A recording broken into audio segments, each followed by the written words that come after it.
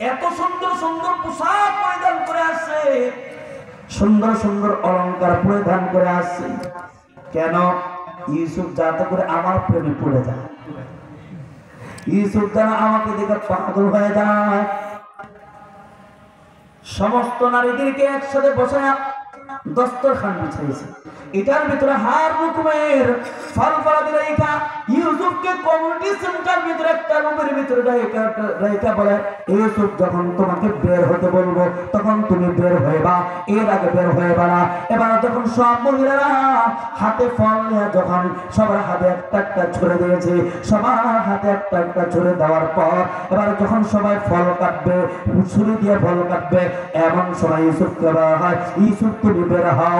ইউসুফ তো এত সুন্দর, সব মারিয়া শুদ্ধ তাকায় আছে, এমন ভাবে তারা এমন ভাবে তাকায় আছে, কোনো খবর নাই, দুনিয়ার কোনো খবর নাই। তারা ফল কাটার পরিবর্তে কেউ আঙ্গুল কাটতেছে, কেউ কবজি কাটছে, কেউ বাহু কাটছে, কেউ সিনা কাটতেছে, কোনো খবর নাই। সবাই এত এত অবাক দৃষ্টি তাকিয়ে আছে। সবাই বলে ওয়াকুল্লা হাসা লিল্লাহি মা হাদা বাশারা ইন হাদা ইল্লা মালাকুন কারীম। আল্লাহু আকবার।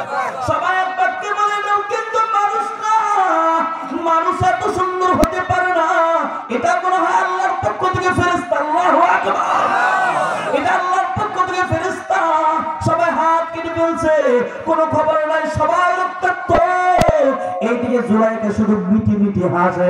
জুলাইকা এবার কিছুক্ষণ পর ডাক দিয়ে বলে, ও মিসরের নারীরা, এতদিন পর্যন্ত তোমরা আমাকে তোহমত দিয়েছো, আমি ইউসুফের প্রতি পাগল, ইউসুফের প্রেমে পড়ে গেছি।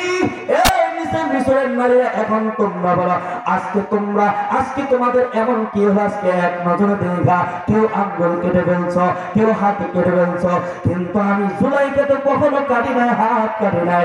ওই ইউসুফ তো সারাদিন আমার কাছে থাকে, আমি নিজেকে নিয়ন্ত্রণ রাখি। আজকে তোমরা এক নজরে দেখে তোমরা আঙ্গুল কেটে ফেলছো, তোমরা হাত কেটে ফেলছো। এবার তোমরা বলো, তোমরা লজ্জিত হওয়া উচিত নাকি আমি জুলাইকা লজ্জিত হব? সবাই নিরুত্তর গেছে, কোনো কথা নাই। কি বলবো? কোনো কথা নাই। জুলাইকা বলে, এবার দেখছো আমি কেন পাগল হয়েছি ইউসুফের প্রতি? আল্লাহু আকবার চিৎকার করে বলছে। তাহলে ইউসুফকে দেখা মানুষ আঙ্গুল কেটে ফেলছে। এবার আমার নবীর ব্যাপারে শুনি।